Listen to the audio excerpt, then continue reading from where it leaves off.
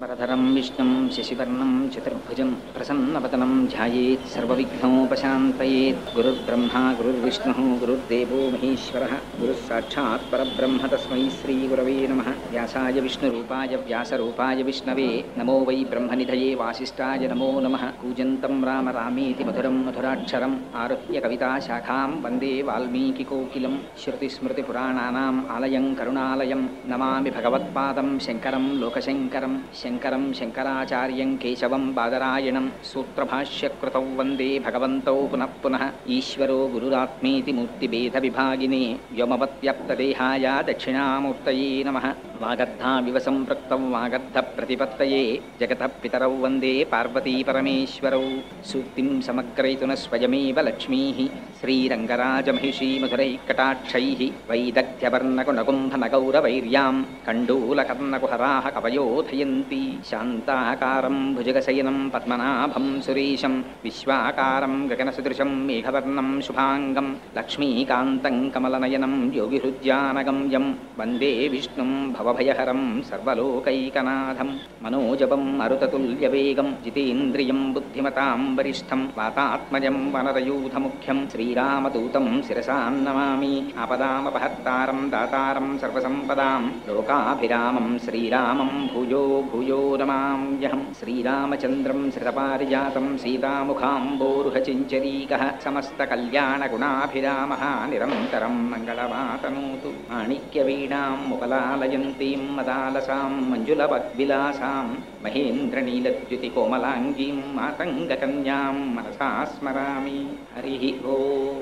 పరమేశ్వర స్వరూపమైన సభకి నమస్కారం. గుడ్డు యొక్క ఆకారం ఎలా ఉంటుందో అటువంటి ఆకారంతో పరమాత్మ ఈ సమస్త జగత్తుని ఆవరించి ఉంటారట పరమశివలింగం. ఆ బ్రహ్మాండములంతా నిండిపోయినటువంటి శివలింగమును ఈ కంటితో చూడడం సాధ్యం కాదు కాబట్టి కాళహస్తీశ్వర మహాత్మ్యంలో మహానుభావుడు ధూర్జటి స్తోత్రం చేస్తారు. ఉదయగ్రావము పానవట్టము అభిషేకోతత్రవాహంబు వార్ధి ధరీధ్వాంతము ధూపధూమము జ్వలద్దీప ప్రభారాశి కౌముది తారానివహంబులద్భుత సుమంబులుగా తమోదు సఖ్యదమై సీత గభస్తిబింబ శివలింగం బొప్పె ప్రాచీదిశన్ అని. ఈ సమస్త ప్రపంచం ఒక శివలింగంగా కనపడింది ఆయనకి. అలా బ్రహ్మాండములన్నీ నిండిపోయినటువంటి శివలింగము యొక్క పైభాగమునందు అమృతము గనీభవించినటువంటి ఆ చంద్రమండలం నుంచి పడేటటువంటి అమృత వృష్టి చేత తడుస్తుంటుంది.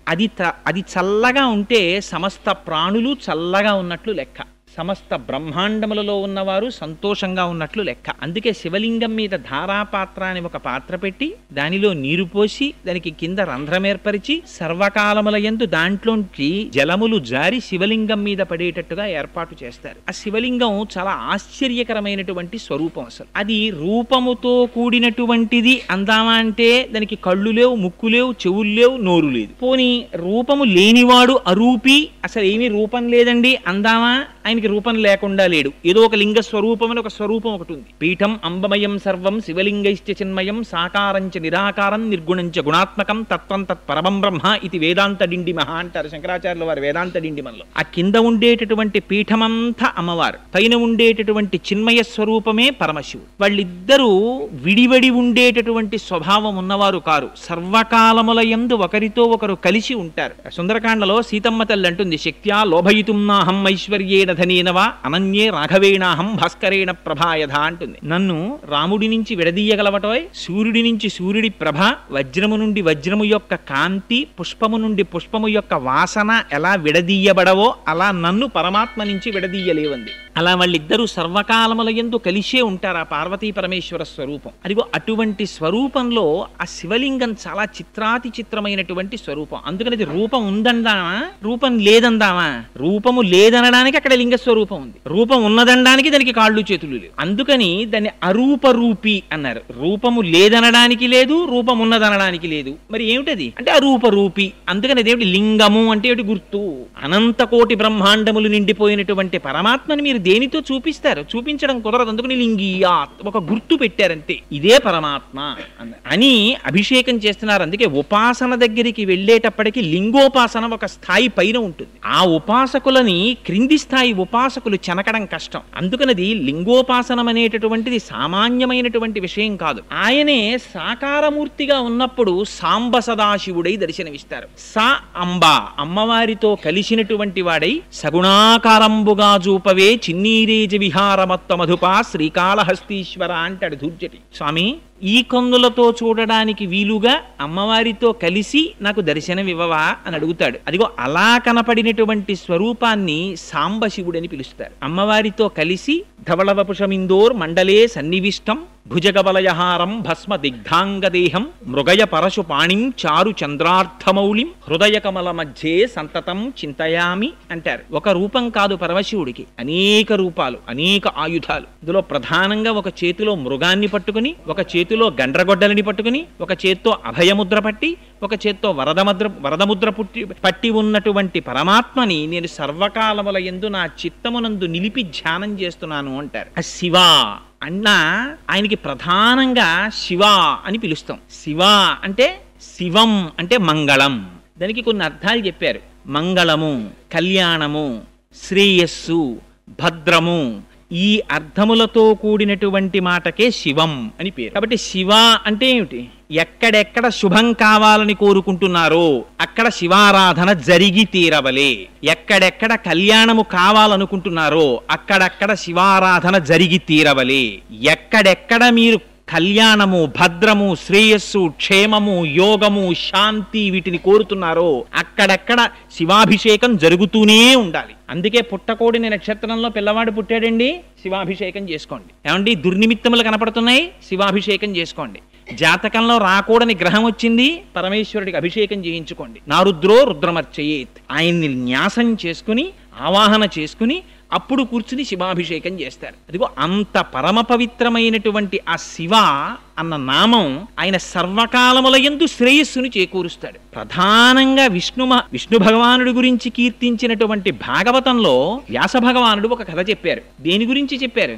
దక్ష ప్రజాపతి చేసినటువంటి నిరీశ్వర యాగం గురించి చెప్పారు. అందరినీ పిలుస్తాను, శివుడు మాత్రం అక్కర్లేదన్నాడు దక్షుడు. చేసుకోమన్నారు. అడ్డెవరు వస్తారు? చేసుకో, దానికి ఉంది, నీ ఇష్టం, చేయమన్నారు. చేశాడు. ఏమైంది? చేస్తున్నది యజ్ఞం, కావలసినది యజ్ఞము యొక్క ఫలితం.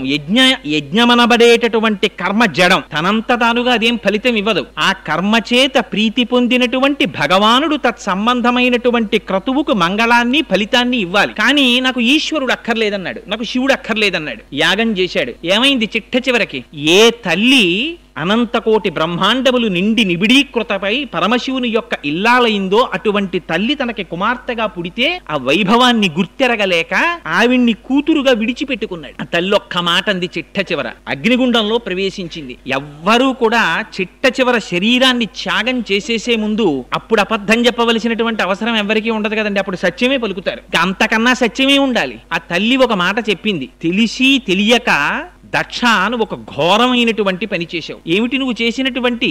భవాద్వేష్టి నహో శివాహ శివేతిరహ. నువ్వు భవుడైనటువంటి పరమశివుణ్ణి ద్వేషించావు. ఆయనకి లింగ పురాణంలో భవ అంటే సంజీవనం సమస్తస్య జగత సలిలాత్మిక భవ ఇత్యుచ్యతే మూర్తిర్భవస్య పరమాత్మనః. ఆయన నీటి రూపాన్ని పొంది ఈ సమస్త జగత్తుని నిలబెడుతున్నాడు పరమశివుడు. నీరు లేకపోతే ఈ జగత్తు లేదు. అటువంటి పరమశివుణ్ణి, అటువంటి మంగళప్రదమైన మూర్తిని నువ్వు ద్వేషించావు. నాకు అక్కర్లేదు శివుడు అన్నారు. ఇది తెలియక చాలా మంది క్షేత్రాలకు ఎడతారు. పరమశివుడు అందమైనటువంటి చిత్రం ఒకటి కొంటారు. మూడో నాడు ఎవరో చెప్తారు, తెలిసి తెలియని వాళ్ళు, ఏమండి ఇంట్లో శివుడి ఫోటో ఉండకూడదు, తీసుకెళ్లి పెట్టేయండి అని. శివాలయం ఒకటి తేరగా దొరుకుతుంది, తీసుకొచ్చి తెల్లవారేటప్పటికి శివాలయాల్లో పెట్టేస్తుంటారు. దాని గురించే భాగవతం మాట్లాడింది. అవి పిచ్చి పనులు. శివాలయానికి తీసుకొచ్చి శివుడి ఫోటో పెట్టేయడం ఏమిటి? నీకు మంగళం అక్కర్లేకపోతే, నీకు శ్రేయస్సు అక్కర్లేకపోతే, నీకు కళ్యాణం అక్కర్లేకపోతే, నీకు సుఖశాంతులు అక్కర్లేకపోతే నువ్వు శివుణ్ణి విడిచిపెట్టేసుకో, అభ్యంతరం ఏం లేదు. నీకు అశాంతి కావాలంటే, అమంగళమే కోరుకుంటే శివుడు నాకు అక్కర్లేదని చెప్పచ్చు. శివుడు అంటేనే మంగళం. అందుకని పోతన గారు, వ్యాసుల వారు నిర్ద్వందంగా చెప్పారు, నువ్వు శివుడు అక్కర్లేదని నిరీశ్వర యాగం చేశావు, అమంగళం జరుగుతుందని చెప్పి అమ్మవారు దేహత్యాగం చేసింది. ఏమైంది? మొదలెట్టిన యాగం తొట్టతుదకి చేసినటువంటి దక్ష ప్రజాపతి యొక్క శిరస్సు తెగి కింద పడిపోయింది. మనకి నేర్పింది భాగవతం. శివకేశవుల మధ్య భేదాన్ని చూడకు, శివుడు వద్దని అనకు. శివుడు అంటేనే మంగళ స్వరూపము. ఆయన పేరు శంభుః. శం అంటే సుఖము, భావయతి శంభుః. ఎవరు ఈ సుఖాన్ని ఇస్తున్నాడో ఆయనకి శంభువు అని పేరు. ఏమిటి సుఖం? మీకు జీవితంలో తెల్లవారి లేస్తే కోరేటటువంటి కామ్యమైనటువంటి కోరికల దగ్గర నుంచి పునరావృత్తి రహితమైనటువంటి శాశ్వత శివ సాయుధ్యమును ఇయ్యగలిగినటువంటి జ్ఞానము వరకు ఇయ్యగలిగినటువంటి వాడు పరమశివుడు. అందుకే ఎక్కడెక్కడ శివ కటాక్షము కలుగుతుందో అక్కడక్కడ జ్ఞానము ప్రసరిస్తుంది. అందుచేతనే ఆ మహానుభావుడికి శంభువు అని పేరు. ఆయన ఎటువంటి శివుడుట? శివానంద లహరిలో శంకర భగవత్పాదాచార్యులు వారు ఒక స్తోత్రం చేశారు. ఆ స్తోత్రంలో అంటారు, భృంగీచ్ఛానటనోత్కటక్కరిమదగ్రాహీ స్ఫురన్మాధవా హ్లాదో నాదయుతో మహాసితవపు పంచేషు బాణాదృత సప్తక్ష సుమనోవనేషన పునఃసాక్షాన్మదీయే మనో రాజీవే భ్రమరాధిపో విహరతాం శ్రీశైలవాసీ విభు అంటారు. ఈ మనోరాజీవము, ఈ మనస్సనబడేటటువంటి పద్మములో విహరించేటటువంటి తుమ్మిద స్వరూపంతో ఉంటాట. ఈ లోపల ఉండేటటువంటి ఈ మన పుష్పం మంచి సుగంధంతో ఉండాలి, పరిమళభరితమై ఉండాలి, స్వచ్ఛంగా ఉండాలి, మకరందంతో కూడినదై ఉండాలి. అందులో ఏది ఉండాలి? ఎప్పుడు భక్తి అనబడేటటువంటిది ఉండాలి. ఎక్కడెక్కడ భక్తి ఉంటుందో అక్కడ ఆ భక్తి అనేటటువంటి రసాన్ని స్వీకరించడానికి పరమశివుడు లోపల దాని చుట్టూ తిరుగుతూ ఉంటాట. అందుకని ఆ మనస్సు భక్తితో కూడిన నాడు మాత్రమే జ్ఞానమబ్బి మనోలయం అవుతుంది. లేకపోతే శంకర భగవత్పాదులంతటి వారు శివానంద లహరిలో ఎంత గొప్ప కోరిక కోరారంటే, సామాన్యమైన కోరిక కోరారా? నాకు స్వామి నరత్వం దేవత్వం నగవన మృగత్వం వశకత పశుత్వం కీటత్వం భవతు విహగత్వాది జననం సదాత్తత్ పాదాబ్జ స్మరణ పరమానంద లహరి విహారాసక్తం చేద్రూదయమిహ కింతేన వపుష. ఏ శరీరం వచ్చినా నాకు బాధ లేదు. నేను పక్షినైపోని, పిట్టనైపోని, పురుగునైపోని, కొమ్మనైపోని, కొండనైపోని, చెట్టునైపోని, పుట్టనైపోని. శరీరం దేనివల్ల వస్తుంది? శరీరం చేసుకున్నటువంటి ప్రారబ్ధ కర్మను అనుసరించి వస్తుంది. కానీ భక్తి మాత్రం పరమశివుని యొక్క అనుగ్రహం లేకుండా భక్తి రమ్మంటే రాదు. ఏమండి, రేపటి నుంచి నేను భక్తి చేస్తానండి, అది చేయడానికి ఎక్సర్సైజ్ ఏం కాదది. ఆ భక్తి ఏర్పడడం కూడా భగవంతుని యొక్క అనుగ్రహం ఉంటే తప్ప భక్తి ఏర్పడదు. ఆ భక్తి నిజంగా తాదాత్మ్యతతో కూడినటువంటి భక్తి ఏర్పడిందా, దాని నుంచి విడిపడడం కూడా చాలా కష్టం. ఇందుచేత రామకృష్ణ పరమహంసకి పట్టిన పిచ్చి నాకెప్పుడు పడుతుందో అని ఏడిచారు చాలా మంది. ఎంతమందికి ఏర్పడుతుంది? లేచింది మొదలు పానీయంబులు త్రాగుచున్, కుడుచుతున్, భాషించుతున్, హాసలీలా నిద్రాదులు చేయుచున్, తిరుగుచున్, లక్షించుతున్ సంతత శ్రీనారాయణ పాద పద్మజుగళీ చింతామృతాస్వాద సంధానుండై మరచన్ సురారిసుతుడే తద్విశ్వమున్భూవరా అని ప్రహ్లాదుడి గురించి చెప్పినట్టు, ఏది చేస్తున్నా పరమాత్మని గురించినటువంటి ఆలోచన సంతతము లోపల తిరిగేటటువంటి చిత్తవృత్తి ఏర్పడడం అంటే అది కేవలం పరమేశ్వరుని యొక్క అనుగ్రహం చేత ఏర్పడుతుంది ఆ భక్తి. ఇంటి భక్తితో కూడి ఉన్నప్పుడు మాత్రమే జ్ఞానం ఏర్పడి ఆ మనస్సు ఆత్మలోకి లయమవుతుంది. శంకర భగవత్పాదులు తారావళి స్తోత్రంలో ప్రార్థన చేస్తారు. శ్రీశైల శృంగే వివిధ ప్రసంగే శేషాద్రి శృంగే సదా వసంతం తమర్జునం మల్లిక పూర్వమేనం సిద్ధిం తథావిధ మనో విలయం సమాధౌ గాత్రే యదా మమలతాః పరివేశయంతి కర్ణే యదాః విరచయంతి ఖగాశ్చనీడాస్ అంటారు. ఎంత గొప్ప స్తోత్రమో చూడండి. నిజంగా మనిషి లోపల సంకల్ప వికల్ప సంఘాతమైనటువంటి మనస్సు పనిచేస్తున్నంతసేపు, తిరుగుతున్నంతసేపు ఏవీ దగ్గరికి రావడానికి భయపడతాయి. ఓ చీమ దగ్గరికి రాదు, ఓ తీగ దగ్గరికి రాదు, ఓ చెట్టు దగ్గరికి రాదు. కోరికల పుట్టయినటువంటి మనస్సు వెనక్కి నడిచి ఆత్మలోకి లయమై తను నిర్వికల్ప సమాధిలో ఏ కోర్కెలు లేనటువంటి ప్రశాంతమైనటువంటి చిత్తంతో నేను శ్రీశైల శృంగ కుహరేష కదోపలప్సే, ఏనాడు ఆ శ్రీశైల శిఖరములో ఉన్నటువంటి గుహలలో కూర్చుంటానో ఆనాడుట ఎటువంటిది జరుగుతుందిట? గాత్రం యదా మమలతాః పరివేశయంతి. ఆ తీగ చెట్టును అల్లుకుంటుంది. ఆ పక్కనే మనం కూర్చున్నాం అనుకోండి, మన వచ్చి అల్లుకోద్దని తెలిసి వీళ్ళు లేచి వెళ్ళిపోతాడు. ఎంతగా మనస్సు లయమైపోయినటువంటి స్థితికి నేను చేరుకోవాలంటే తీగలు భయపడకూడదు నన్ను అల్లుకోవడానికి, పక్షులు భయపడకూడదు నా చెవులలో పుల్లలు పెట్టి వాటిలో గూళ్ళు కట్టుకోవడానికి. అంతగా మనోలయమైపోయినటువంటి స్థితి నాకు ఆ శ్రీశైల క్షేత్రంలో ఎప్పుడబ్బుతుందో అని స్తోత్రం చేశారు శంకరాచార్యుల వారు. అటువంటి స్వరూపం ఆ లింగ స్వరూపం. అది సామాన్యమైనటువంటి స్వరూపం కాదు. మన అదృష్టం ఏమిటంటే ఈ కార్తీక మాసంలో కృత్తికా నక్షత్రంతో పౌర్ణమి నాడు సాయంకాలం రాత్రి వేళ ఆ జ్యోతి స్వరూపంగా లింగం ఏర్పడింది. అరుణాచలంలో మహానుభావుడు ఆత్మదర్శనాన్ని పొందినటువంటి రమణ భగవానులు అంతటి వారు కూడా జ్ఞాని ఎన్నడూ భక్తిని విడిచిపెట్టడు అనడానికి ఇంకంతకన్నా ఉదాహరణ ఏమిటి? ఒకేసారి ముగ్గురు మహాపురుషులు దక్షిణ భారతదేశంలో కదలాడారు. ఒకరు చంద్రశేఖర పరమాచార్యులు, ఒకరు భగవాన్ రమణులు, ఒకరు మహర్షి అరబిందో. ముగ్గురు ఏకకాలమునందు జీవించారు. ఆశ్చర్యం, ఒక్కొక్కసారి నిజంగా ధర్మాకృతి అవి చదువుతుంటే ఆశ్చర్యం వేస్తుంది. రమణులు ఆశ్రమంలో ఉండగా చంద్రశేఖరులు ఆ అరుణాచలేశ్వరుని యొక్క కొండకి ప్రదక్షిణం చేయడానికి వెడుతుండేవారు. రమణులు ఒక్కరే బయటికి రాలేదు. చంద్రశేఖరులు ఒక్క క్షణం ఆగి ఆశ్రమం వైపు చూసి వెళ్ళిపోయారు. రమణుల్ని అడిగారు, మీరు వెళ్ళలేదేం చంద్రశేఖర పరమాచార్యుల వారి దర్శనానికని. చంద్రశేఖర పరమాచార్యులని ఒకరు, రమణులని ఒకరు, రెండున్నాయా అని అడిగేవారు. ఎంతటి అద్వైత దర్శనమో చూడండి. అసలు దాని నుంచి జారలేదు రమణులు ఎప్పుడు. తొట్టతొదన శరీరానికి సర్కోమా పుట్టి రక్తం కారిపోతున్నప్పుడు కూడా, 104 జ్వరంతో శరీరం ఊగిపోతున్నప్పుడు కూడా, మీకు ఇప్పుడు కూడా స్వామి భగవాన్ మీరు ఇప్పుడు కూడా ఆత్మచింతనతోనే ఉన్నారా అంటే, గంధపు చెట్టుని పట్టి కొట్టినా, చెరుకు కర్రని పట్టి కత్తితో నరికినా, మోకాలకు పెట్టి విరిచినా, దంతముల మధ్య పెట్టి నలిపినా తీపి తప్ప చేదు రాదు. ఆత్మజ్ఞానము అబ్బినటువంటి వాడికి ఏమి చేసినా శరీరాన్ని ఆత్మస్థాయి నుండి దిగజారడు అని. అటువంటి స్థితిని పొందారు మహానుభావులు.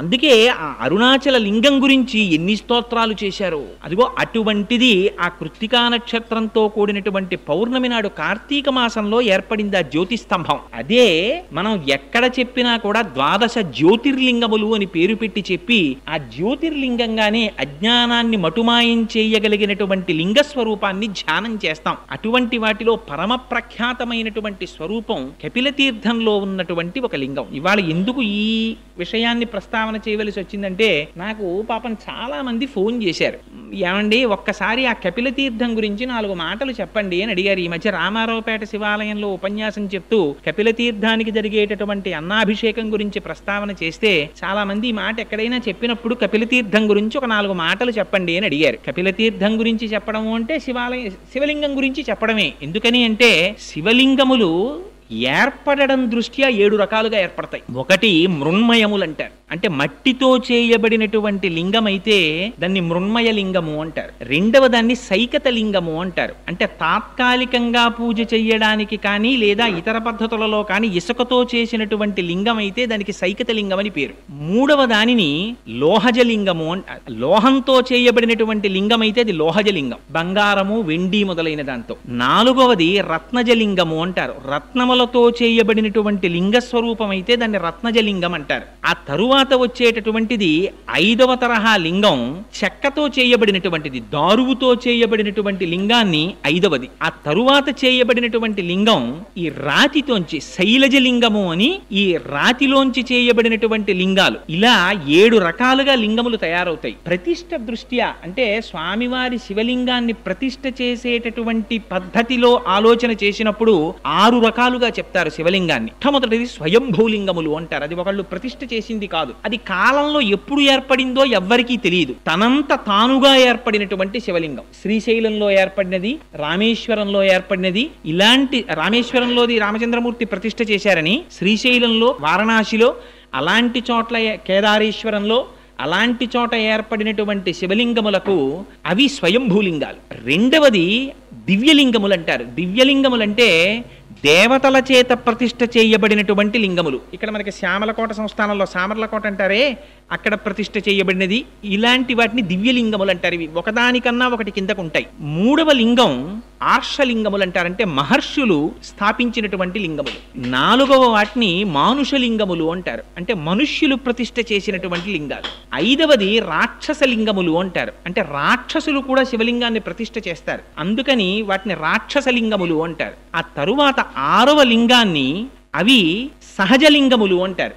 అవి ప్రకృతిలో తనంత తానుగా శివలింగం ఏర్పడి, తనంత తాను ధారాపాత్ర ఏర్పడి, తనంత తాను అభిషేకం జరిగిపోతుంటుంది. అలా జరుగుతుందా అండి అని మీకు అనుమానం రావచ్చు. మీరు ఎప్పుడైనా అరకు వెళ్ళినప్పుడు బుర్రా కేవ్స్ అని చెప్పి ఉన్నాయి మనకి, చాలా మంది చూడ్డానికి వెడుతూ ఉంటారు. మీరు వెడితే ఇప్పటికీ చూడొచ్చు, నది కొండని తొలుచుకుంటూ వెళ్ళిపోయింది. వెళ్ళిపోతే ఆశ్చర్యం ఏమంటే అక్కడ ఒక శివలింగం ఏర్పడ్డాయి. ఆ శివలింగాలు పైన ఎక్కడో కొండ యొక్క ఉపరితలం ఉంటుంది. ఆ కొండ ఉపరితలం మించి ఖచ్చితంగా ఈ శివలింగం ఏర్పడిన దాని మీదకి సన్నటి ధార ఎడతెరిపి లేకుండా రాత్రింబాళ్ళు పడిపోతూ ఉంటుంది. ఆ పడిపోతున్నది శివలింగం పెరిగిపోతుంటుంది. అది విచిత్రం. అది పెరిగి పెద్దదైపోయి అక్కడికి వెడితే మనకి బుర్రా కేవ్స్ లో చూపిస్తారు. పెరిగి పెద్దదైపోయి శివలింగం స్తంభంలా పెరిగి పెరిగి మళ్ళీ వెళ్ళి కొండను ముట్టుకుంటుంది. అలా నీళ్లు పడి ఆ శివలింగం అలా పెరుగుతూ ఉంటుంది. ఇప్పటికీ బుర్రా కేవ్స్ లో అటువంటి శివలింగాలు ఉన్నాయి. ఇప్పటికీ అభిషేక తీర్థం పడుతూ పెరుగుతున్న శివలింగాలు. అదిగో అటువంటి లింగములని సహజముగా ఏర్పడినటువంటి లింగములు అంటారు. ఆ తరువాతది బాణలింగం. బాణలింగం అంటే నర్మదా నదిలో ఉండేటటువంటి శిలల్ని నీటి యొక్క వేగము ఒరుసుకుంటూ వెళ్లడం చేత ఏర్పడినటువంటి లింగములను బాణలింగములు అని పిలుస్తారు. ఈ విధంగా ప్రతిష్ఠ దృష్ట్యా ఆ శివలింగాల్ని 7 రకాలుగా విభజించారు. అందులో పరమపావనమైనటువంటి లింగమూర్తి ఆ కపిల తీర్థంలో ఉన్నారు. మనకి వెంకటాచలం తెల్లవారి లేస్తే తెలుగువారికి కొంగు బంగారం వెంకటేశ్వర స్వామి వారు. వెంకటేశ్వర స్వామి వారి దర్శనం చెయ్యనటువంటి వారు ఎవ్వరూ ఉండరు. తెల్లవారి లేస్తే ఏ కష్టం వచ్చినా ఏ సుఖం వచ్చినా స్వామి సన్నిధానంలో చెప్పుకుంటాం, ఆయన దగ్గరికి పరిగెడతాం. ఆ వెంకటేశ్వర స్వామి వారు వెలిసినటువంటి 7 కొండలు ఎంత ప్రాచీనమైనవో ఆ బ్రహ్మాండ పురాణంలో ఒక మాట చెప్తారు, వరాహ పురాణంలో. అందులో కృతే వృషాద్రిం వక్షంతి త్రేతాయాం అంజనాచలం ద్వాపరే శేషశైలంతు కలౌ వెంకటాచలం నామాని యుగభేదేన శైలాస్థాస్య భవంతి.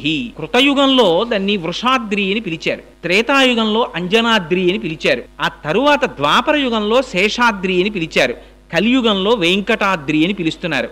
యుగములు మారిపోయాయి కానీ ఆ కొండ మాత్రం అలాగే ఉంది. ఆ కొండ ఎంత ప్రాచీనమో కొండ కింద ఉన్నటువంటి ఆ కపిల తీర్థ క్షేత్రంలో ఉన్నటువంటి శివలింగము కూడా అంతే ప్రాచీనం. ఎందుకని? అది స్వయంభూ.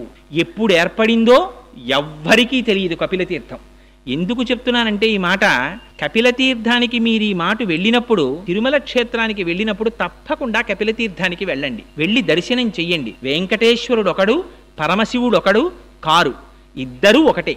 ఎందుచేత అంటే చంద్రశేఖర పరమాచార్యులు ఒక అద్భుతమైనటువంటి మాట చెప్తుండేవారు. తిరుమలై. తిరుమలై అంటే ఏమిటండి? తిరు అంటే శ్రీ అని అర్థం, గౌరవవాచకం. మలై అంటే శైలము, కొండ. దాని పేరేమిటి? శ్రీశైలము. తిరుమల నంబి అని శ్రీ మహావిష్ణువుని కొలిచినటువంటి మహాభక్తులు తిరుమల నంబి. ఆయన్ని సంస్కృతంలో పిలవవలసి వస్తే శ్రీశైల పూర్ణులు అని పిలుస్తారు ఆయన్ని. ఇది శ్రీశైలమే. తిరుమలై అంటే శ్రీశైలం, శ్రీశైలం అన్నా శ్రీశైలమే. 2 శ్రీశైలాలే. 2 శ్రీశైలాల్లోనూ ఇక్కడ కరచరణాదులతో కూడినటువంటి స్వామి ఉన్నారు, అక్కడ కరచరణాదులతో కనపడనటువంటి అరూపరూపి అయిన పరమాత్మ ఉన్నారు.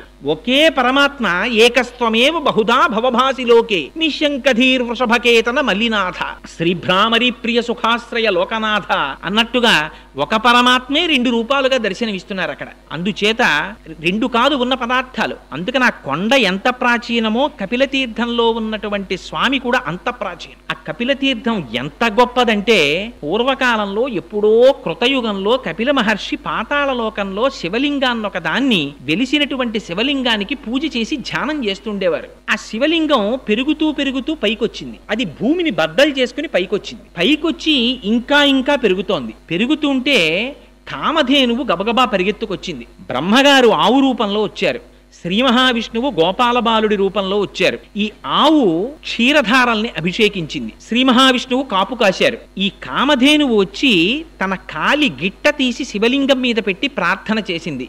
మా వర్ధస్య, స్వామి ఇక నువ్వు పెరగకు అని అడిగింది. ఇప్పటికీ కూడా కపిల తీర్థంలో ఉండేటటువంటి శివలింగం తల మీద కాలి గిట్ట యొక్క ముద్ర ఉంటుంది. అలాగే సజ్జోజాత అఘోర తత్పురుష వామదేవ ఈశానములనేటటువంటి 5 ముఖాలతో చూస్తూ ఉంటాడు పరమశివుడు. 5 ముఖాల్లో ఆ పశ్చిమాభిముఖంగా ఉండేటటువంటి పరమశివుని యొక్క ముఖానికి ఆ సజ్జోజాతమూర్తికి 3వ కన్ను ఆ శివలింగానికి ఇప్పటికీ కనపడుతుంటుంది. అది అలంకారం చేసినప్పుడు మనం అంతరాలయంలోకి వెళ్ళి స్పష్టంగా చూడడం కుదరదేమో అన్న ఉద్దేశ్యంతో దీనికి సంబంధించినటువంటి చిత్తరువులన్నింటినీ సభామంటపంలో పెట్టారు. దర్శించగలిగినటువంటి వాళ్ళు వెళ్ళి దర్శించి ప్రార్థన చేయవచ్చు అని. అది శివలింగం మొట్టమొదట తెల్లగా ఉంటుంది, మధ్యలో పసుపు వర్ణంతో ఉంటుంది, బంగారు రంగుతో, పైన ఎరుపు వర్ణంతో ఉంటుంది. ఆ కపిల తీర్థంలో ఉండేటటువంటి కపిలలింగము ఎంత ప్రాచీనమైనటువంటి లింగమో, ఆ పక్కనే ఉండేటటువంటి కామాక్షి అమ్మవారు కూడా అంతే ప్రాచీనమా తల్లి. కామాక్షి అంటేనే, కామ అంటే అందమైన అక్షి కన్నులు కలది కాదు కాదు. కామ అంటే కోరికలను కేవలం తన చూపుల చేత ఇయ్యగలిగినటువంటి తల్లి.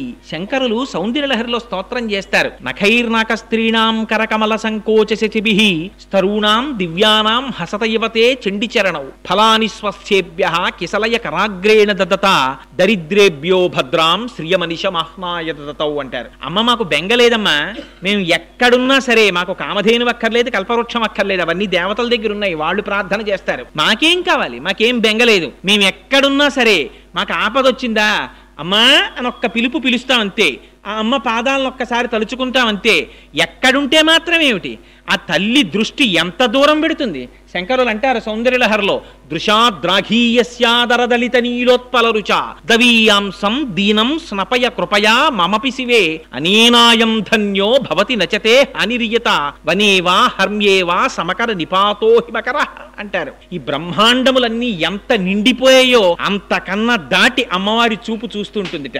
దృశాద్రాఘీయస్యాదరదలిత నీలోత్పల రుచ, నల్ల కలువలు ఎలా ఉంటాయో అలా ఉంటాయట అమ్మవారి కళ్ళు. అందుకని ఆవిడ కళ్ళకి కామాక్షి అని పేరు. కాదుట, కామాక్షి అంటే కామేశ్వరుణ్ణి చూసి చూసి కామేశ్వరుణ్ణి తన కన్నులుగా పెట్టుకుందిట.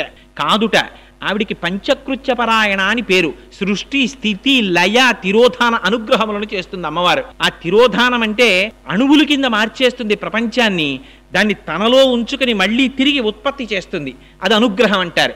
అలా పంచకృత్యపరాయణ అయినటువంటి తల్లి పరమశివుడు లయమైపోయినటువంటి ప్రపంచాన్ని మళ్ళీ సృష్టించాలనేటటువంటి భావన ఏర్పడినప్పుడు ఆ భావన తెలుసుకుని పరమశివుని యొక్క శక్తిగా వ్యక్తీకరింపబడినటువంటి స్వరూపానికి కామాక్షి అని పేరు. కాంచీపురంలో పీఠాది దేవత ఆవిడ. అటువంటి కామాక్షీదేవి అక్కడ వెలిసి ఉంది. మీకు ఆశ్చర్యకరమైన విషయం ఏమిటో తెలుసా అండి?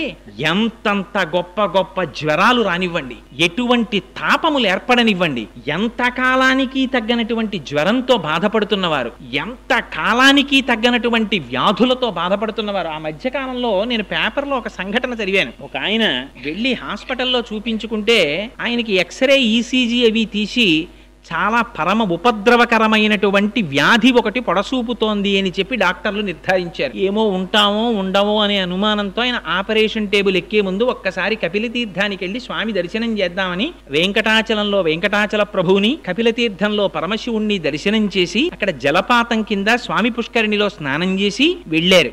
వెడితే ఆయన్ని మళ్ళీ ఆపరేషన్ టేబుల్ మీదకి తీసుకెళ్లే ముందు చూస్తే అందులో ఇంతకుముందు కనపడినటువంటి వ్యాధి కనపడలేదట. ఇది అబద్ధమని మీరు అనుకుంటారేమో. మీకు కాకినాడలోనే జరిగిన యథార్థమైన సంఘటన ఒకటి చెప్తాను. హైదరాబాద్లో మహామహోపాధ్యాయ బిరుదాంకితులు పుల్లెల శ్రీరామచంద్రుడు గారని ఉన్నారు. ఆయన 5 సంవత్సరాల క్రితం ఆయనకి హార్ట్ స్ట్రోక్ వచ్చింది. వస్తే ఆయనకి ఎందరో ఐఏఎస్లు శిష్యులు ఉన్నారు. గబగబా ఆయన్ని తీసుకెళ్లారు హాస్పిటల్కి. సోమరాజు గారని చాలా ఫేమస్ కార్డియాలజిస్ట్. ఆయన చూసి నువ్వు ఇంటికి వెడితే మరణిస్తావు, బైపాస్ సర్జరీ చెయ్యాలన్నారు. వేదమునందు ఆయనకి ఎంతటి నమ్మకం అంటే అదండి భక్తి అంటే, అది ధృతి అంటే. ఈ హృదయ పుండరీకమునందు ఇంతకాలం సీతారాములకి గుడి కట్టి పూజ చేశాను, అటువంటి గుండెకాయని నీ కత్తులతో కెలుకుతావా? మా స్వామి పాదములకు తగలదా కత్తి? వీల్లేదన్నారు అని పక్క దిగి వెళ్ళిపోయారు. వాళ్ళు ఇచ్చిన మందులు పొద్దున్న వేసుకుంటే మత్తుగా ఉంటుందని మధ్యాహ్న కాలం కూర్చుని వేదములలో ఉండేటటువంటి సూర్యమంత్రములన్నిటినీ తీసుకుని తత్తుల్యంగా వాటిలో ఆరోగ్యం భాస్కరాదిచ్చేత్ అద్భుతమైనటువంటి శ్లోకాలు రాశారు. రాసి వాళ్ళ నాన్నగారు మహాపండితులు, ఆయన ప్రార్థనా శ్లోకాలు చేశారట ఆయన శరీరంతో ఉన్నప్పుడు. మహానుభావుడు మన పట్టణంలో ఉప్పులూరి కామేశ్వరరావు గారని మీరు వినే ఉంటారు, ఫిజిక్స్ లెక్చరర్ గారు. ఆయన మహర్షి సదృశులు ఫిజిక్స్ లో. ఆయన వ్రాసినటువంటి ఆ శ్లోకాలని విని మొన్న హైదరాబాద్ లోను ఈ శ్లోకములు ఎట్టి పరిస్థితుల్లో చెక్కు చెదిరిపోకూడదని రామోజీ ఫిలిం సిటీ నుంచి ఒక ఆర్టిస్ట్ ని తీసుకొచ్చి, ఒక సింగర్ ని తీసుకొచ్చి వాటిని సీడీస్ చేశారు. ఒక పక్క నుంచి వేదమంత్రం పెడుతూ ఉంటుంది, ఒక పక్క నుంచి శ్లోకం పెడుతూ ఉంటుంది. అవి త్వరలో ఆవిష్కరింపబడబోతున్నాయి ఆ క్యాసెట్స్. ఎంత శక్తివంతంగా వచ్చాయంటే ఆ క్యాసెట్స్, ఆ మంత్రాల్ని నమ్ముకొని ముందు వీటి ప్రయోగం నేను నా మీద చేసుకుంటానన్నారు శ్రీరామచంద్రుడు గారు. 5 సంవత్సరముల నుంచి పారాయణ చేస్తున్నారు. 70వ సంవత్సరంలో హార్ట్ స్ట్రోక్ వచ్చినప్పుడు హాస్పిటల్ కి తీసుకెడితే ఆపరేషన్ చెయ్యకపోతే ఒక రోజు బతకవని డాక్టర్ల చేత సర్టిఫై చేయబడినటువంటి వ్యక్తి 75వ సంవత్సరంలో ఇవాళకి కూడా ఆయన సంతోషంగా ఉన్నారు. నిన్న రాత్రి 11 గంటలకి నేను కామేశ్వరరావు గారితో మాట్లాడుతుంటే శ్రీరామచంద్రుడు గారి నుంచి హైదరాబాద్ నుంచి ఫోన్ వచ్చింది. ఆ ఫోన్కి వారి వాణికి ఒక నమస్కారం చేశారు. అది విశ్వాసం అంటే. అందుకని కపిలతీర్థం అంటే సామాన్యమైన క్షేత్రం కాదది. అక్కడ పరమశివలింగముతో పాటుగా ఆనాడు పరమశివుడు జటాజూటంలో పట్టినటువంటి గంగ త్రిపథగయై మందాకిని, భాగీరథి, భోగవతి అనేటటువంటి పేర్లతో పాతాళానికి వెడితే ఆ భోగవతి మళ్ళీ పైకుబికి అక్కడే పుష్కరిణిగా ఏర్పడింది. అది ఎంత శక్తివంతమంటే పార్వతీదేవితో పరమశివుడు ఒక మాట చెప్పాడు. పార్వతి, ఈ తీర్థము ఎంత గొప్పదో తెలుసా? ఇది సాక్షాత్తుగా కార్తీక మాసంలో ఏ ఏ రోజులు పరమ పవిత్రమైనటువంటి మనం భావిస్తామో, శనివారాలు, సోమవారాలు, నాగుల చవితి, పౌర్ణిమ, ఏకాదశి, ద్వాదశి మొదలైనటువంటి తిథులలో మధ్యాహ్నం 12 గంటల నుంచి 12 గంటల 10 నిమిషాల వరకు ప్రతిరోజు కూడా 3 లోకములలో ఉండేటటువంటి సమస్త పరమ పావనమైనటువంటి తీర్థములన్నీ వచ్చి అక్కడ చేరుతాయిట ఆ పుష్కరిణిలోకి. ఆ తీర్థములో స్నానం చేస్తే ఎంతటి వారికి కూడా శరీరమునకు పట్టినటువంటి పాపరాశి ధ్వంసమైపోతుందంటారు. అంత శక్తివంతమైన పుష్కరిణి. మీకు ఇంకొక విషయం చెప్పాలి. తగ్గనటువంటి జ్వరాలు, తగ్గనటువంటి తాపములు ఉన్నటువంటి వారు అమ్మవారికి అలంకారము చేయబడినటువంటి చందన ప్రసాదం స్వీకరిస్తారు అక్కడ. అమ్మవారికి పుష్యమాసంలో పౌర్ణమి నాటికి ముందు వచ్చేటటువంటి శుక్రవారం నాడు విశేషమైన అభిషేకం చేస్తారు కామాక్షి అమ్మవారికి. చేసి సాయంకాలానికి అమ్మవారి శరీరమంతా అలదడానికి కావలసినంత గంధాన్ని తీస్తారు. తీసి అందులో పన్నీరు పోస్తారు, కుంకుమ పువ్వు కలుపుతారు. ఈ చందనపు ముద్ద చేసి బయట స్వరయుక్తంగా శ్రీ సూక్త, పురుష సూక్త, అదేంటి దుర్గా సూక్త, భూసూక్త మొదలైనటువంటి సూక్తములను చదువుతూ ఉంటారు. లోపల తెర వెనకాతల అర్చకులు అమ్మవారికి ఈ చందనంతో అలంకారం చేస్తారు. మూర్తంతా చందనంతో అలంకారం చేసేస్తారు. చీర అమ్మవారికి చందనంతో కట్టేస్తారు. అంచులు చందనంతో తీర్చిదిద్దుతారు. అప్పుడు అలంకారం చేసి ప్రదోష వేళలో తెర తీస్తారు. తెర తీసి ఆ సమయంలో పంచవాయిద్యాలు మోగుతాయి. అప్పుడే అమ్మవారికి కుంభహారతి, సూర్యహారతి, చంద్రహారతి, నక్షత్రహారతి, మంగళహారతి, కర్పూరహారతి, ఈ హారతులన్నీ పడతారు. పట్టినప్పుడు అమ్మవారిని దర్శనం చేస్తారు. ఆ దర్శనం చేసినటువంటి వారికి ఆ మరునాటి ఉదయం అమ్మవారి ఆ రాత్రంతా అమ్మవారు ఆ చందనంతో ఉంటుంది. ఆ చందనాన్ని ఒలిచి ఆ చందనాన్ని ప్రసాదంగా ఇస్తారు. ఆ చందనమును లలాటమునందు ధరించినటువంటి వాళ్ళకి ఎందరికో తగ్గనటువంటి జ్వరములు, తాపములు తగ్గాయని శాస్త్రం పేర్కొంటోంది. ఎందరిదో అనుభవం. అంత గొప్ప తీర్థం కపిల తీర్థం. అక్కడ స్వామికి గడిచిపోయినటువంటి ఆశ్వీజ మాసంలో పౌర్ణమి నాడు 250 కిలోల బియ్యం అన్నం వండుతారు. వండి ఆ అన్నంతో స్వామివారికి అన్నాభిషేకం చేస్తారు. ఆ చేయబడినటువంటి అన్నాభిషేకం అయిపోయిన తర్వాత కొంత అన్నాన్ని పైన శివలింగంగా తయారు చేస్తారు. మళ్ళీ చేసి కాయగూరలు కొయ్యకుండా వంకాయలు, గుమ్మడికాయలు, పొట్లకాయలు, ఆనపకాయలు ఇలాంటి వాటిని నీటిలో ఉడికించి అన్నలింగం మీద త్రిశూలాన్ని, నాగాభరణాన్ని, వీటన్నింటినీ అలంకారం చేస్తారు. ఈ అలంకారం చేసి పైన ఉన్న శివలింగాన్ని తీసి మేళతాళాలతో తీసుకొచ్చి స్వామి పుష్కరిణిలో కలిపి ఆ మిగిలిపోయినటువంటి అన్నలింగం మీద ఉన్న అన్నాన్నంతటినీ తీసి అందులో ఈ కాయగూరలన్నింటినీ కలిపి ఆ ముద్ద తీసి ప్రసాదంగా ఇస్తారు. అటువంటి అన్నలింగ ప్రసాదమును ఎవరు స్వీకరిస్తున్నారో వాళ్ళకి ఎన్ని కోట్ల జన్మలకి కూడా ఆకలితో ఒకరి దగ్గరికి వెళ్లి చెయ్యి చాపి అడగవలసిన అవసరం లేకుండా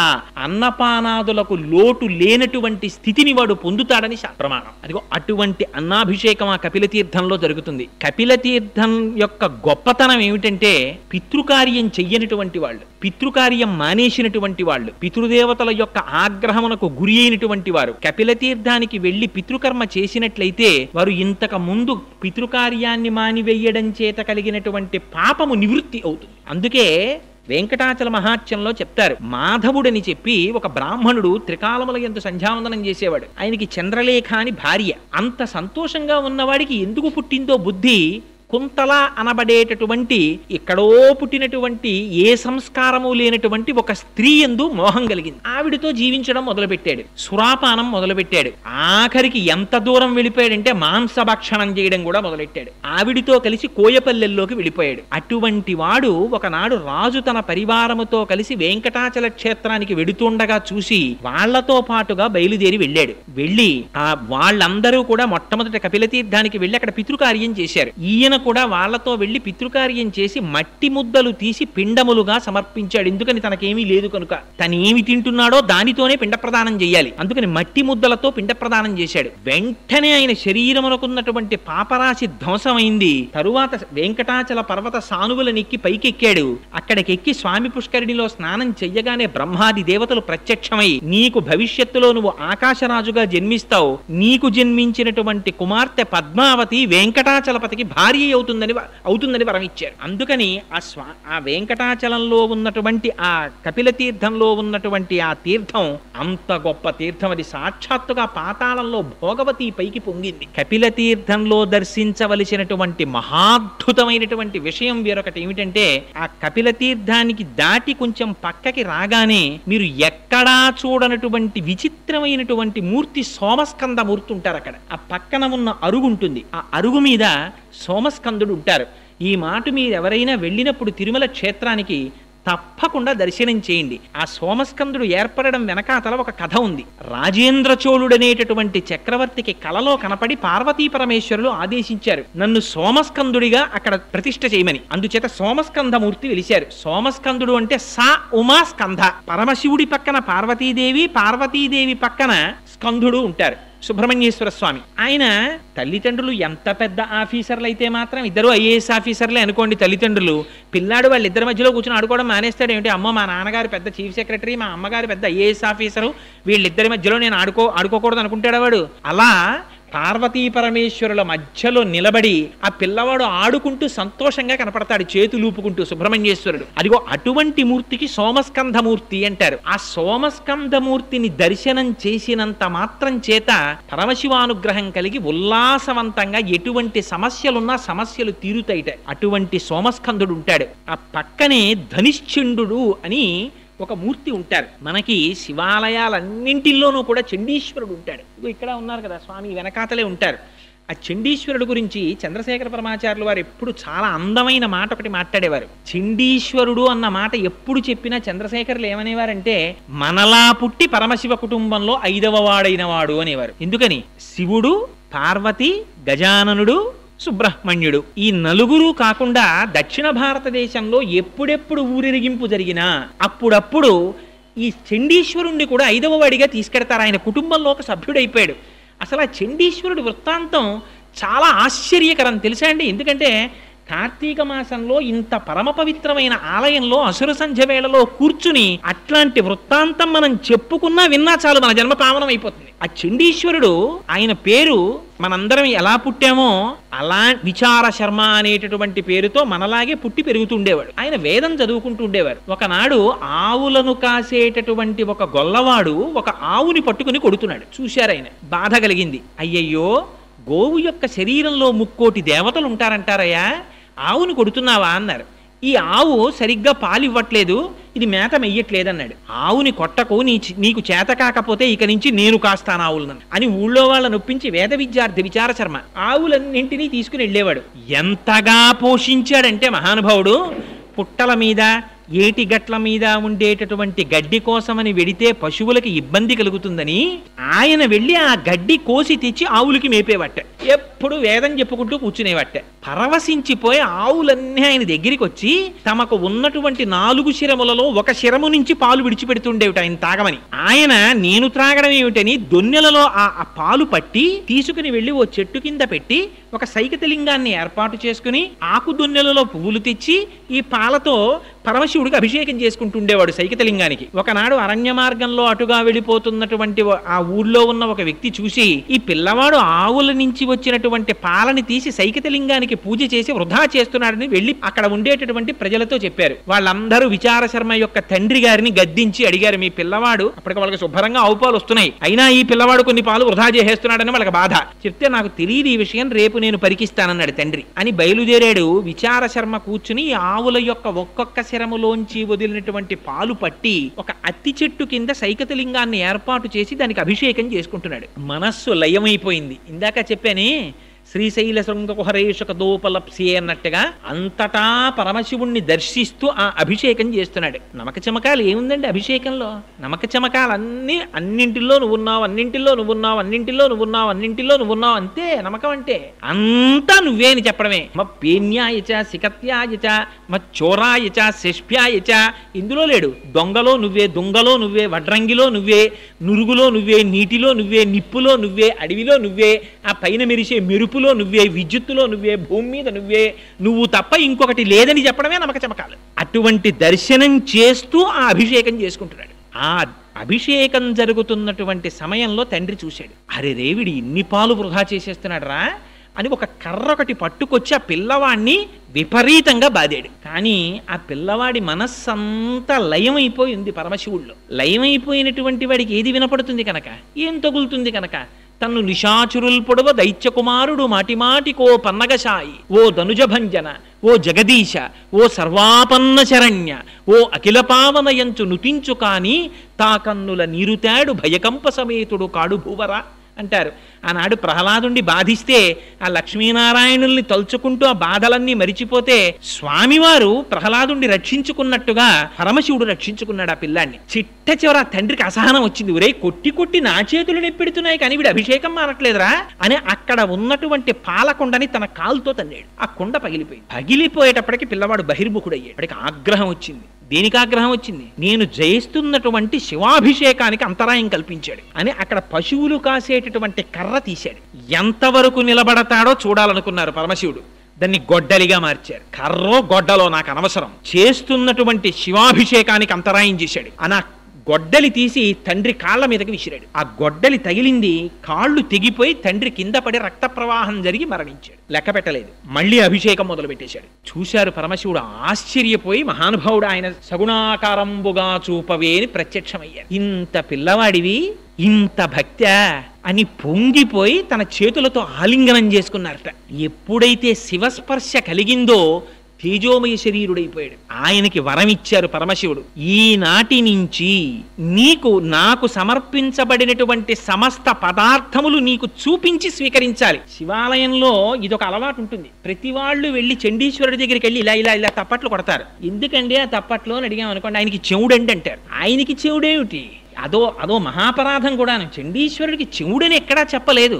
ఏమని చెప్పారంటే ఆయన్ని ధనిశ్చండు అని చెప్పారు. శంకర భగవత్పాదులంతటి వారు సౌందర్యలహరిలో ఒక శ్లోకం రాశారు. రణేజిత్వా దైత్యానపహృత్రైః కవచిభిః విశాఖేంద్రో పేంద్రో శశివిశిత కర్పూర శకలం అని అందులో ఆ సుబ్రహ్మణ్యుడు మొదలైనటువంటి వాళ్ళు శత్రువుల్ని గెలిచి ఆ సంతోష వార్త చెప్పాలని గబగబగబగబా వచ్చేస్తున్నారు అమ్మ దగ్గరికి. వచ్చేసేటప్పుడు అమ్మ దగ్గరికి ఎడుతున్నాం, అమ్మ మూడు లోకములను పూజింపబడే తల్లి అని పైన హెల్మెట్ ఉంటుంది కదా, పైన పెట్టుకున్న కిరీటం, ఆ కిరీటాలు శిరస్త్రాణాలు ఇవన్నీ తీసేశారు. కానీ ఇది విప్పలేదట, కవచం విప్పలేదట. ఎందుకని? కవచం విప్పుకోవడానికి కొంత టైం పడుతుంది. పిల్లలు ఇంటికి వస్తారు మధ్యాహ్నం అన్నానికి, 3వ క్లాస్ వరకు చదువుకునే పిల్లలు. వాడు ఇంటికి వస్తాడు, ఆకలి, అమ్మా అన్నం పెట్టయ్యమ్మా అంటాడు. ఆ బ్యాగ్ తీసి ఇంట్లోకి గుభీల్మని విసిరేస్తాడు, చాకలి మూట విసిరేసినట్టు. ఆ బూట్లు ఇప్పేసి గబగబా బయట వదిలి బారేస్తాడు. సాక్స్ మాత్రం విప్పడం. ఎందుకని అంటే కొంచెం కూర్చుని కిందకి లాక్కోవాలి, అది వాడే కింద పడిపోతాడు. అందుకని సాక్స్ తో ఇంటికి వచ్చేస్తాడు. ప్రతి తల్లికి పెద్ద బాధ ఏమిటంటే, ఒరే నీ సాక్స్ ఉతకలేక నేను బాధపడిపోతున్నాను రా అంటారు. అరికాళ్ళన్నీ మెట్టే. అది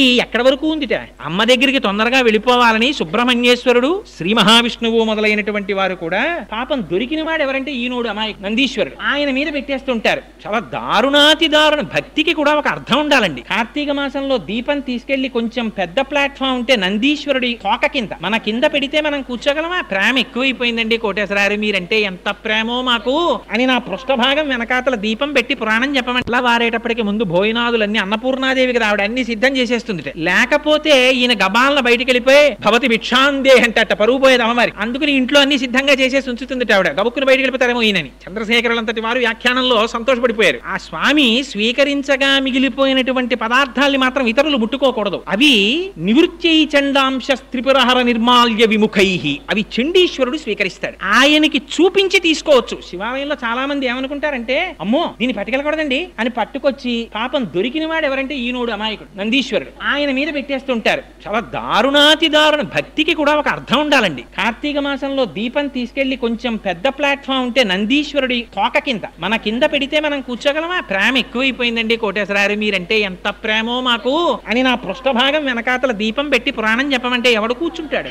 అదే ఆ భక్తి అంటే. అరటిపండు ముక్క తెచ్చి ఆయన మూతికి పూసేయడం, అక్కడి నుంచి కోళ్ల మీద వాలే ఈగలన్నీ వచ్చి ఆయన మూతి మీద వాలుతూ ఉండడం. అదే నందీశ్వరుడు అంటే.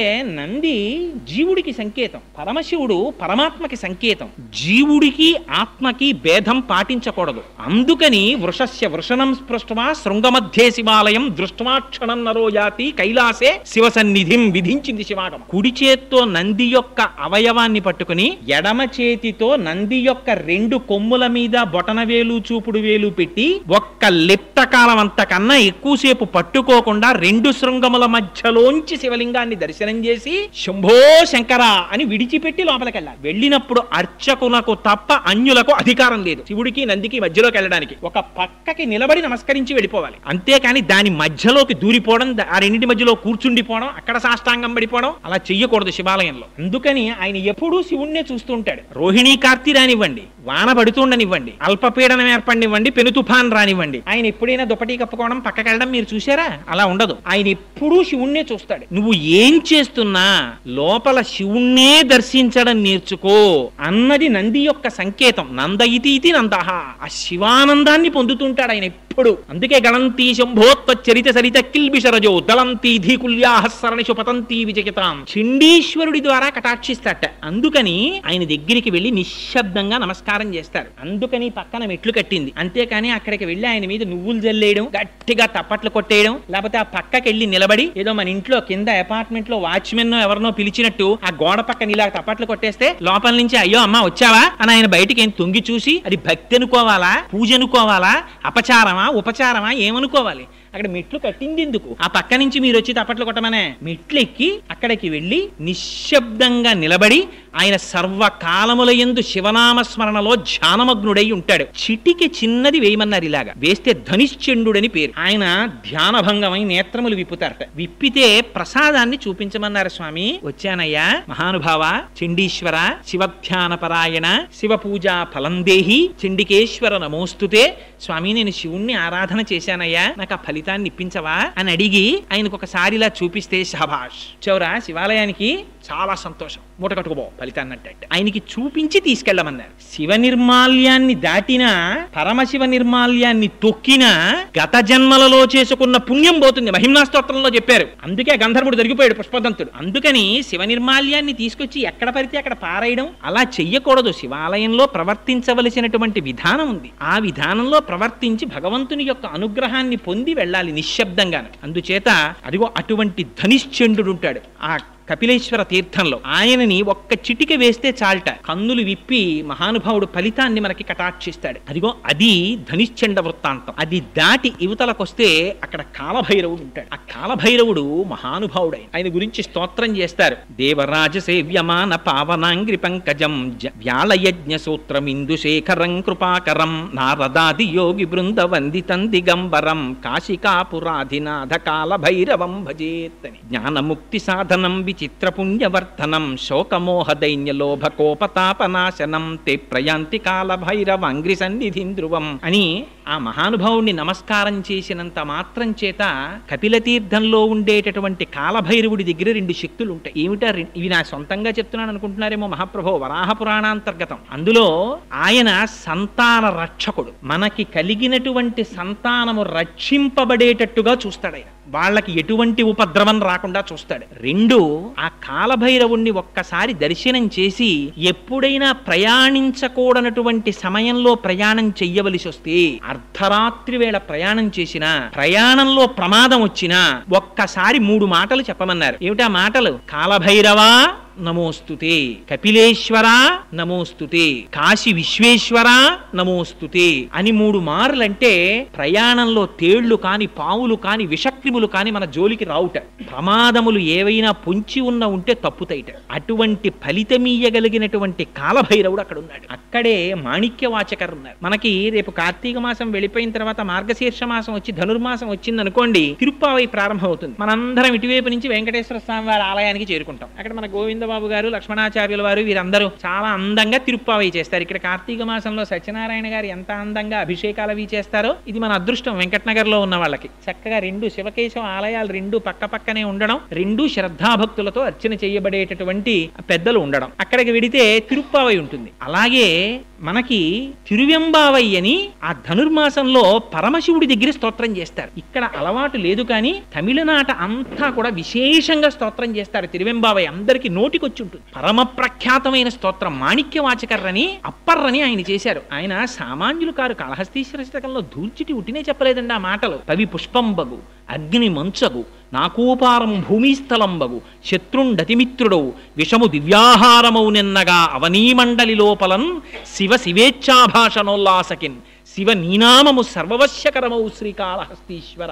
శివా శివా అన్న 2 మాటలు జన్మనంతటినీ కూడా మన కష్టములను ఈడేర్చి మన్ని ఒడ్డు చేర్చగలిగినటువంటి బ్రహ్మాండమైనటువంటి నౌక ఆ శివనామం. అందుకే అప్పర్రని మనకి నాయనార్లు ఎలా అయితే వైష్ణవ సాంప్రదాయంలో 12 ఆళ్వార్లు ఉంటారో, శైవ సాంప్రదాయంలో 63 మంది నాయనార్లు ఉన్నారు. వాళ్ళు పరమశివ భక్తులు. అందులో పరమ ప్రఖ్యాతి వహించిన వారిలో అప్పరొకరు. వారిని వాగీశులు అంటారు. మరి తల్లిదండ్రులు చిన్నతనంలోనే మరణించారు. పాపం అక్కగారికి పెళ్లి కుదిరింది. తీరా పెళ్లి కుదిరిన తరువాత ఆ వరుడు మరణించాడు. నిశ్చితార్థం అయిపోయింది కనుక నేను ఇంకొక వివాహం చేసుకోనని తిలకాంబిక అని ఆవిడ అలా ఉండిపోయారు. ఈ తమ్ముణ్ణి పెంచితే ఈయన జైనుల్లో కలిసిపోయారు. కలిసిపోతే ఈవిడ రోజు శివాలయానికి వెళ్లి ప్రార్థన చేసేవారు. స్వామి, మా తమ్ముడు మళ్ళీ శైవంలోకి వచ్చేటట్టుగా అనుగ్రహించు అని. ఒకనాడు పరమశివుడు ఆవిడికి స్వప్న సాక్షాత్కారం ఇచ్చాడు. ఇచ్చి శూలవ్యాధితో బాధపెట్టి నీ తమ్ముడిని తీసుకొస్తాను శైవంలోకి అన్నాడు. ఆయనకి శూలవ్యాధి బయలుదేరింది. బయలుదేరి అపారమైన కడుపు మంట, నొప్పి. ఒకనాడు అక్కగారికి కబురు చేశారు. ఆవిడంది, నేను రాను, నువ్వు జైనుల్లో ఉన్నావు,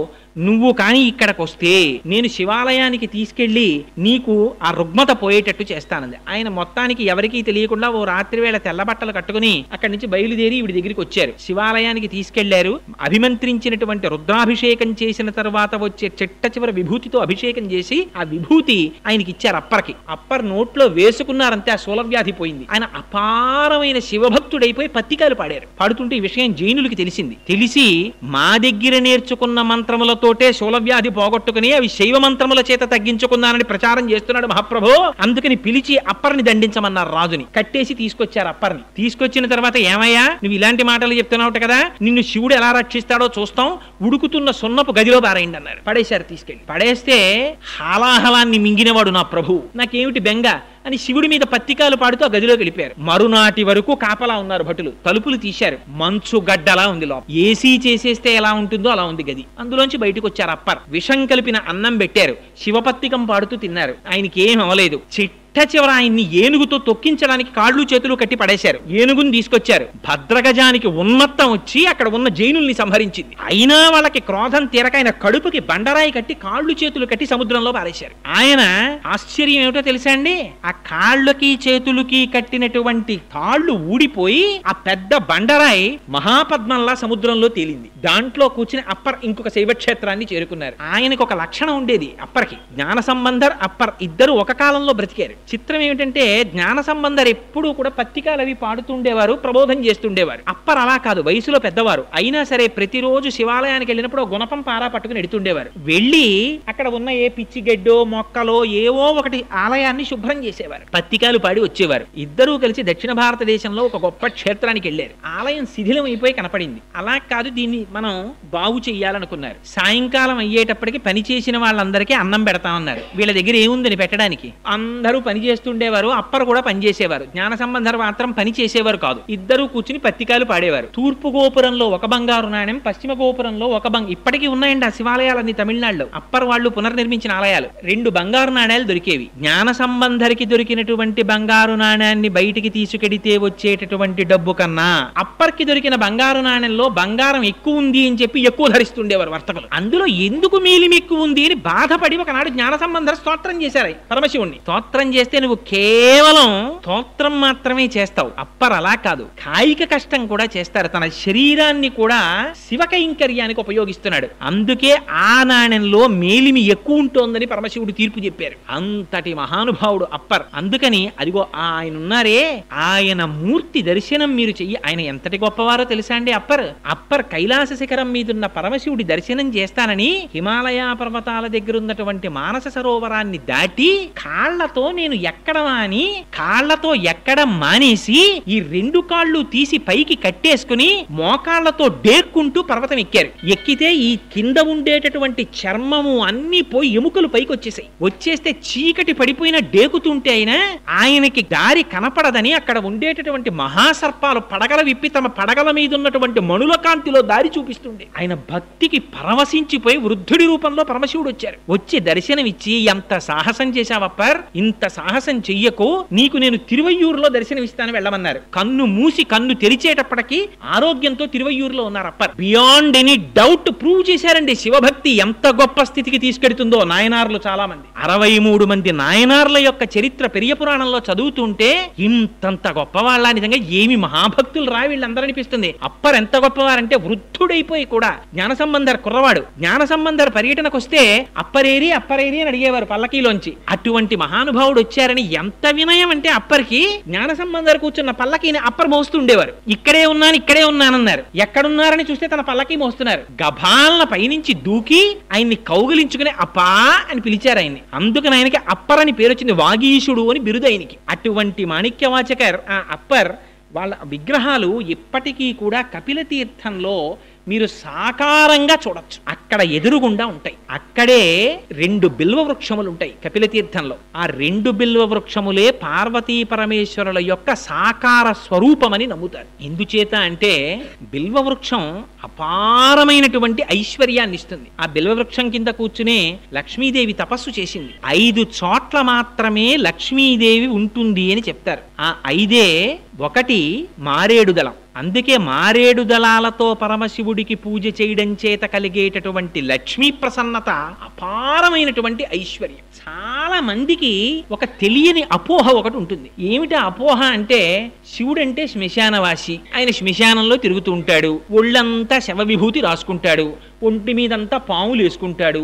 ఏదో రక్తం ఓడుతున్న ఏనుగు చర్మం కప్పుకుంటాడు, పులి చర్మం కప్పుకుంటాడు, ఆయనకే ఏమీ లేదు, ఆయనే అలా తిరుగుతుంటాడు, మళ్ళీ ఆయన దగ్గరికి వెళ్ళి మనం నమస్కారం కూడా ఎందుకు, ఆయనకి జలాలతో అభిషేకం అని ఒక అపోహ. అది కాదు. మీరు ఒకటి ఆలోచించండి, తల్లిదండ్రులు అనబడేటటువంటి వారు తాము దాచుకుంటారా, తమ పిల్లలకి పెడతారా? తమ పిల్లలకి పెడతారు. త్యాగే నైకే అమృతత్వ మానసు. పరమశివుడు శ్మశానవాసి అంటే దాని అర్థం అంత పరమశివుడు అంతటి మహానుభావుడు, కైలాసవాసి, హిమవంతుని యొక్క అల్లుడు, ఆయనకి జన్మ లేనటువంటి వాడు, బ్రహ్మమస్తకావలి నిబద్ధతే నమ శివాయ అని శంకరుల చేత స్తోత్రము చేయబడిన వాడు, కాలాతీతుడు. అటువంటి వాడికి ఉండడానికి 150 గజాల స్థలమే దొరకదండి ఆయనకి. శ్మశానవాసి అంటే అర్థం పరమశివుడు రుద్రభూమిలో ఉంటాడు, అదే ఆయన అడ్రస్. శ్మశానంలో ఉంటాడు తప్ప ఇంకెక్కడ ఉండడు. అందుకని శ్మశానవాసి కాబట్టి శివుణ్ణి పూజ చేయకండి అనేది దాని అర్థం. ఏది శ్మశానం కాదు నాకు చూపించండి. శ్మశానానికి వెళ్ళని వాడిని చూపించండి నాకు. శ్మశానానికి వెళ్ళనివాడు ఉన్నాడు ఆ ప్రపంచంలో? ప్రపంచంలో పుట్టిన ఏ వస్తువైనా వెళ్ళిపోవలసిందే శ్మశానానికి. జాయతే గచ్చతే ఇది జగత్. వస్తుంది వెళ్ళిపోతుంది. ఎక్కడెక్కడ ఈ జగత్తంతా పుట్టి వెళ్ళిపోతుందో అదంతా శ్మశానమే. ఇక్కడ ఒక చెట్టు పుడుతోంది, చెట్టు మరణిస్తోంది, శ్మశానమైంది. ఇక్కడ నేను గట్టిగా మాట్లాడితే ధ్వని ప్రకంపనల చేత జీవులు చచ్చిపోతున్నాయి, శ్మశానమైంది. నా కాళ్ల కింద పడి జీవులు చచ్చిపోతున్నాయి, శ్మశానమైంది. నేను తింటే చచ్చిపోతున్నాయి, శ్మశానమైంది. అంతా మహాశ్మశానమే. అంటే సమస్తము పరమశివుని చేతనే ఆవరింపబడి ఉంది. శివుని కన్నా వేరొకటి లేదు. అందుకని బ్రహ్మాండ వ్యాప్త దేహ భసిత హిమరుచాభా సమానా భుజంగై. వ్యాపకత్వంతో చెప్తే విష్ణు అంటాం, ఆయన్నే మంగళప్రదంగా చెప్తే శివుడు అంటాం. అందుకని లోపల శివం ఉన్నంతసేపే శివం, అది తీసేస్తే శవం. అది మంగళత్వం అంటే. అందుకని ఆయన శ్మశానవాసి అంటే ఆయన శ్మశానవాసి అండి నిజంగా ఎక్కడో శ్మశానంలో ఉంటాడనే దాని అర్థం. నిజంగా అలా ఉంటే ఇంకంతకన్నా గొప్ప ఉపకారం ఉందండి. ఎవడొస్తాడు మన వెనకాతల? ఒక్కడు వచ్చేవాడు లేడు. కింవానేన ధనేన వాజి కరిభి ప్రాప్తేన రాజ్యేన కింవా పుత్ర కళత్రమిత్ర పశుభిర్దేహేన గేహేన కిం జ్ఞాతైత క్షణభంగురం సపతిరోత్యాద్యం మనోదూరత స్వాత్మార్థం గురువాక్యతో భజ భజ శ్రీ పార్వతీ వల్లభం అంటారు శంకరులు. డబ్బు రాదు, మనం సంపాదించుకున్నటువంటి కార్లు రావు, వాహనములు రావు, రాజ్యం రాదు, తుట్టతుడకు మనదనుకున్న ఈ శరీరం రాదు, కొడుకు రాడు, కూతుళ్ళు రారు, భార్య రాదు. ఎవరొస్తారు? చేసుకున్న ధర్మము పరమశివుని అనుగ్రహము తప్ప ఇంకొకటి రాదు మనతోటి. అంతటి మహానుభావుడు శంకరుడు. శం కరోతి ఇది శంకర. ఆయనకి శుభం చెయ్యడం తప్ప అసలు శంకరుడికి అమంగళం చెయ్యడం చేత కాదు ఆయనకి. అటువంటి వాడు శంకరుడు అంటే. అందుకే ఆయనకి మారేడు దళాలతో పూజ.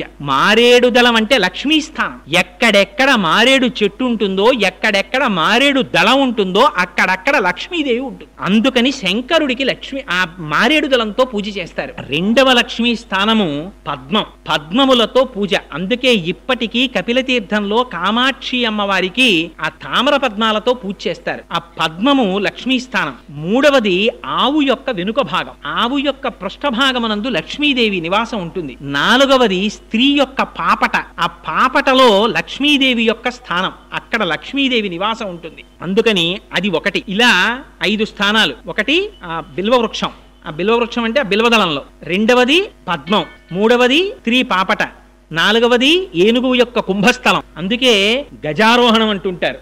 ఏనుగు యొక్క కుంభస్థలంలో లక్ష్మీదేవి ఉంటుంది. 5వది ఆవు యొక్క వెనుక తట్టు. ఈ 5 ప్రాంతములు లక్ష్మీ స్థానాలు. అందుకని మారేడు దళంతో పరమశివుడికి పూజ. దానివల్ల అపారమైనటువంటి లక్ష్మీ సంపత్తి. కపిలతీర్థంలో ఇప్పటికీ కూడా 2 బ్రహ్మాండమైన మారేడు చెట్లు నిలబడి ఉంటాయి. ఇక్కడ లింగాకృతిలో ఉన్నటువంటి మహానుభావుడే అక్కడ సాకారముగా మారేడు చెట్ల రూపంలో ఉన్నాడని నమ్ముతారు. వెళ్ళి ఆ మారేడు చెట్లకి నమస్కారం చేస్తారు. హించవలసినటువంటి వేరొకటిది, అక్కడే నాగుల చావిడి అని చెప్పి జంట నాగులు పెనవేసుకున్నటువంటి అనేకమైన మూర్తులు కలిగిన పెద్ద వేదిక ఒకటి ఉంటుంది. పూర్వం అక్కడ ప్రతిష్టలు చేసేవారు. ఇప్పుడు కుదరదు. ఎందుకంటే అసలు అంగుళం ఖాళీ లేదు. అక్కడికి వెళ్ళి నమస్కారం చేస్తే, అభిషేకం చేసుకుంటే అక్కడే వల్లీ దేవసేనా సమేత సుబ్రహ్మణ్యేశ్వర స్వామి వారు ఉన్నారు. కాలసర్పదోషం ఉన్నవారు, కుజగ్రహ దోషం ఉన్నవారు, నవగ్రహ దోషాలున్నవాళ్ళు కపిలతీర్థానికి వెళ్లి స్వామివారికి అభిషేకం చేయించుకుంటే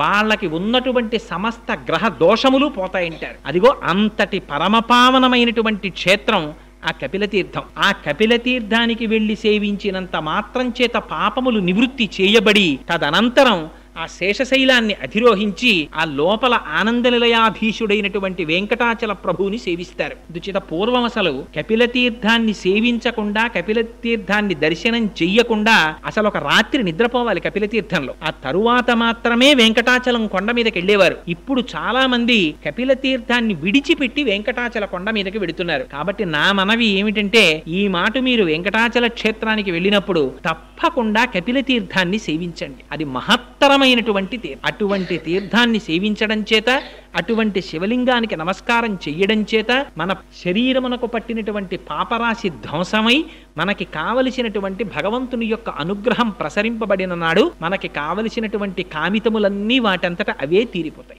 అంత శక్తివంతం. మీకు ఏవేవి కావాలనుకుంటున్నారో అవన్నీ అక్కడున్నాయి. ఇంకొక గొప్ప విషయం ఏమిటో తెలుసా అండి? వెంకటేశ్వర స్వామి వారు పద్మావతి కళ్యాణం జరగడానికి ముందర వకుళమాతని ఆకాశరాజు యొక్క భార్య అయిన ధరణీదేవి దగ్గరికి పంపిస్తూ ఒక సొరంగ మార్గం చూపించారు. అమ్మా, నువ్వు ఈ సొరంగ మార్గంలో వెళితే కింద కపిలతీర్థానికి చేరుకుంటావు. అక్కడ కపిలేశ్వరుడు అన్న పేరుతో శివుడు ఉన్నాడు. ఆయనకి నమస్కరించి ఆయన అనుగ్రహాన్ని పొంది ధరణీదేవి దగ్గరికి వెళ్ళమన్నారు. ఇప్పటికీ వకుళమాత నడిచి వచ్చినటువంటి ఆ సొరంగ మార్గం ఇంకా కపిలతీర్థంలో ఎదురుగుండా ఉంది. దాన్ని నరసింహ గుహ అని పిలుస్తారు. అక్కడ నృసింహస్వామి వారు ఉంటారు. కానీ ఈ మధ్య కాలంలో ఆ నృసింహస్వామి వారి విగ్రహానికి ఉన్నటువంటి ముక్కు కొద్దిగా భిన్నమైంది. అందుకని ఇప్పుడు ఆ గుహ మూసేశారు తలుపులు. కానీ ఇప్పటికీ మీరు ఆ గుహని చూడొచ్చు.